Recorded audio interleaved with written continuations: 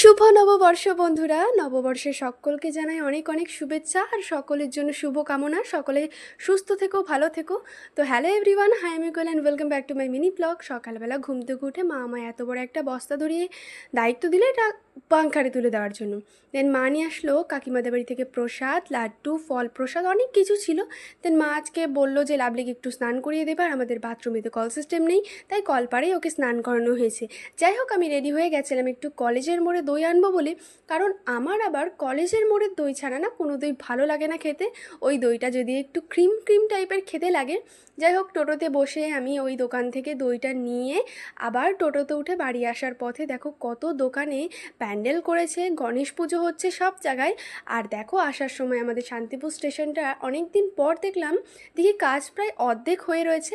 তারপর যাই হোক, বাড়ি এসে দইটাকে ফ্রিজে রাখলাম। আর মা আজকে আমায় অনেক বড় আজকে একটা দায়িত্ব দিয়েছে। আজ মাংস রান্না করার দায়িত্বটা আমায় দিয়েছে।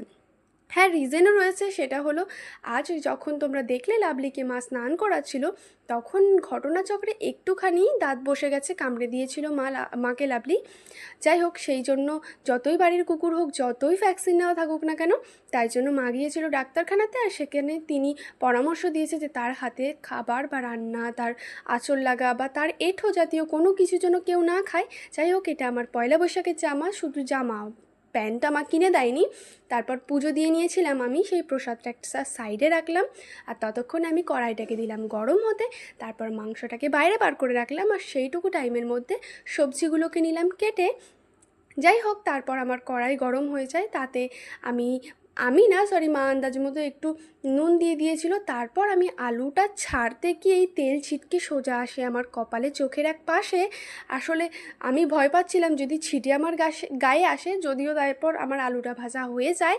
তারপর আমি ওইভাবে আলুটা ছাড়লাম, গায়ে ছিটে এলো বলে, তাই মা পেঁয়াজটাকে ঢেলে দিল।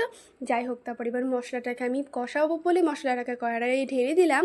তারপর দেখো, এখানে মা সব আন্দাজ মতো মশলাপাতি দিয়ে দিয়েছিল। ওই যে বললাম আমি আন্দাজটা না বুঝি না।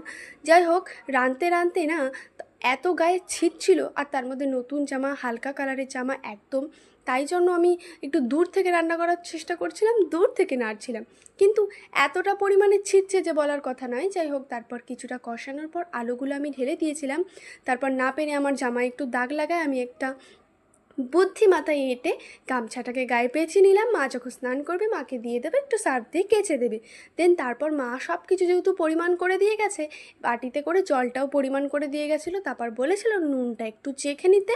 যাই হোক, সেটা আমি চেখে নিয়েছিলাম, দেখলাম ঠিকঠাক আছে, যদিও আমি নুনটা কম খাই। তারপর জল দিয়ে দিয়েছিলাম ঢাকা।